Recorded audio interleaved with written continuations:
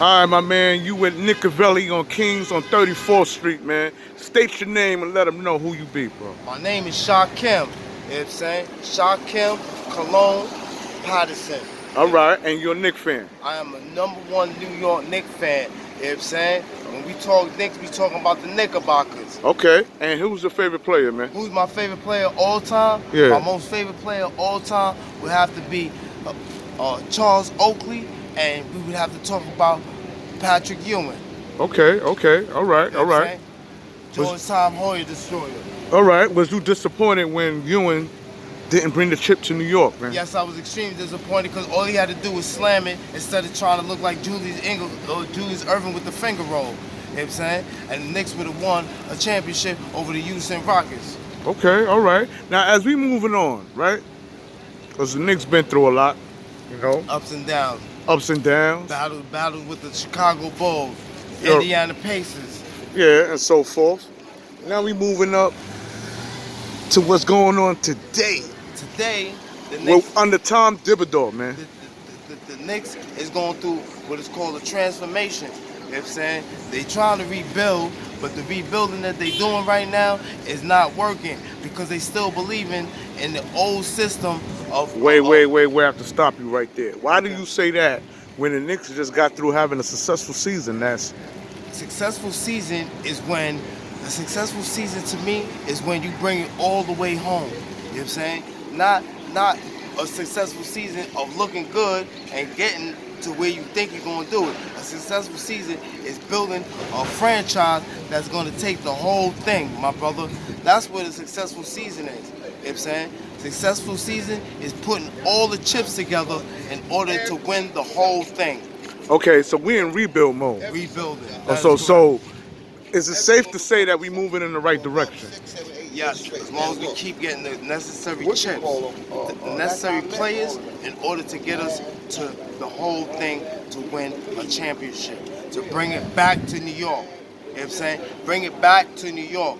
Like how Brooklyn is building and the Brooklyn Nets is building in their successful thing, we want to do it, but we want to do it better than them. You know what I'm Okay. saying? Now I'm all for that. But let's talk about the pieces we do got. Because I don't think you realize this is how the Knicks is moving in formation. Let's talk about R.J. Barrett. What do you want to talk about? Let's talk about his game. Now, are you impressed with his game? Now remember, he got snubbed for the Rookie of the Year. He's playing with a vengeance, like a chip on his shoulder. He does have a chip on his shoulder. So, let's talk about rookie rookie R.J. Barrett versus what he did in his sophomore year, which was last season. He had a 20-point game last season. You not impressed with what you're seeing coming from R.J. Barrett? Am I impressed? I would say that he's showing extremely good potential. I think that we need to use his asset of what he is capable of doing and build around it. You know what I'm saying? Because he has the potential, but we have to build a system in where we could utilize his potential. You know what I'm saying? So what's his potential? His potential is he is a team player. He's not a ball hog. You know what I'm saying? He's not a ball hog. And he still has the capability where he needs that veteran to mold him, to show him how to elevate his game to the next level, my brother. And who you think that veteran is on the Knicks? Because we got Julius Randle. Yeah, We got Kemba Walker. Kemba Walker can definitely elevate him, but Kemba Walker also has to learn to be that role model. You know what I'm saying? And he has to learn how to be the role model. Why do you say that Kemba Walker needs to learn about mentoring? I haven't heard anything. You know what I'm saying? The mentoring comes from this. It's not only on the court, it's in the locker room. It's not only in the locker room, it's when you mentor somebody on and off the court. You understand? Not only on the court, but off the court. You have to lead by example, my brother. You know what I'm saying? The same way every other great Knickerbocker used to do. You know what I'm saying? Like we're going to talk about Charles Oakley. Charles Oakley was a mentor in and out of the court. You know what I'm saying? He was a force that would show that he is going to play hard on the court.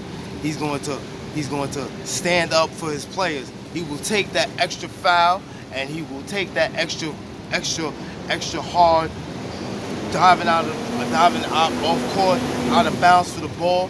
He'll go hard for the rebounds. He does. So you saying Kemba Walker won't do that? I'm saying Kemba Walker is not willing to sacrifice his body and his soul right now at this present time to be that type of mentor. That's what I'm saying, my brother. And why do you feel that way? What have you seen in Kemba Walker to make you feel that he's not going to play hard? Because Kemba Walker, his motivation as far as on the court, he has to take it to the level of where he wants to play, not only offensively but defensively. You know what I'm saying? With his team players. You know Okay, so what are you saying, that Kemba Walker is not a defensive player? I'm saying Kemba Walker is not the player that takes 60 minutes of basketball and gives his all in that 60 minutes. You understand? That's what I'm saying. Let's get down to the nitty gritty. Okay. Is Kemba Walker more of an offensive player in your eyes or more of a defensive player? What is he lacking between his offense and the defense? Is he lacking defense or is he lacking offense? He's lacking more of his defensive play. He's lacking more because he's a player that could play both sides, but he has to show that he's willing to play more defensively and not always worry about the scoring. Okay, all right. That's what I wanted to hear. I want to get down to that. Now, as far as Julius Randle.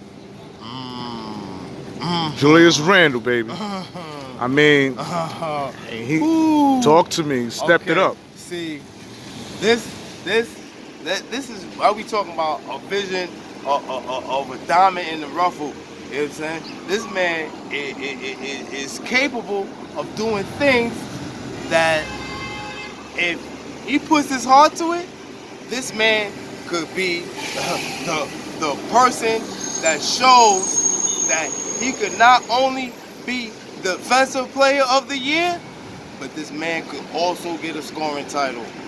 But he has to allow the coach, you know what I'm saying, to show him the vitals of this game.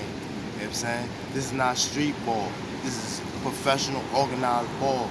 So you have to be able to work the system that's given to you. Okay, and you think Tom Thibodeau is the coach to do that?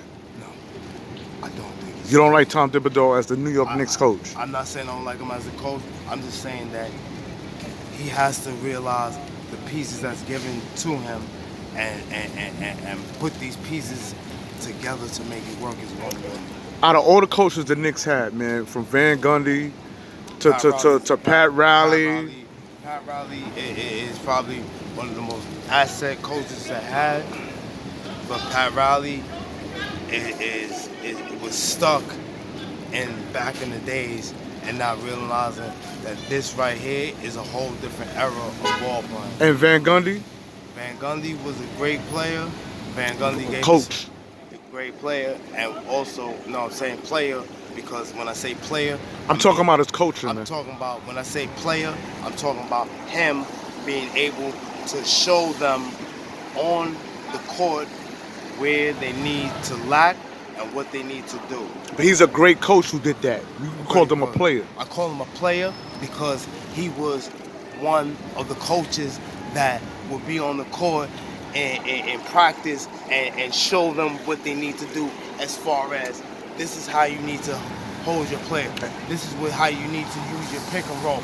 Not a player as a player playing in the game, as a player, as a coach that will show you how to elevate your game. You understand what I'm saying? Okay, and how did you feel about David Fizdale when he was coaching Carmelo Anthony, Chris Porzingis? Let's take it back a little. How did you feel about them coaches? See, Carmelo Anthony is not the same Carmelo Anthony that people knew from when he was a Denver Nugget. Because the reason why I'm asking you these questions is I want you to see where the Knicks came from to where they at today. Now, Tom Thibodeau, he was the coach for the Chicago Bulls That's correct. at one time. That's correct. He brung Derrick Rose. Who's a monster? Yeah. Monster. Okay. So you don't think Derrick Rose under Tom Thibodeau was a good move to be in the backcourt with Emmanuel quickly? Let's talk about that. Because Derrick Rose is not the same Derrick Rose on the Chicago Bulls because he went through a lot of injuries, and these injuries kind of took away from what Derrick Rose used to be. See, Derrick Rose is a player that has all the tools as far as to be a good player, but he's not the great player that he used to be. You know what I'm saying? Plus, Derrick Rose was too much into the streets. You know what I'm saying? And he allowed the streets to take away from his game. All right. To sum it up, man, when this season comes, how far you see these Knicks going?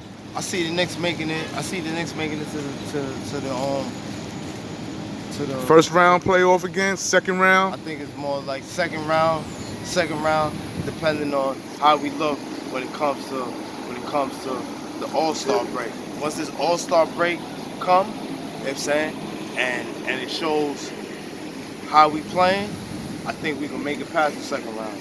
All right, my man. I want to thank you for coming on Kings at 34th Street with your boy Nick Avelli, man. It was a pleasure having you, bro.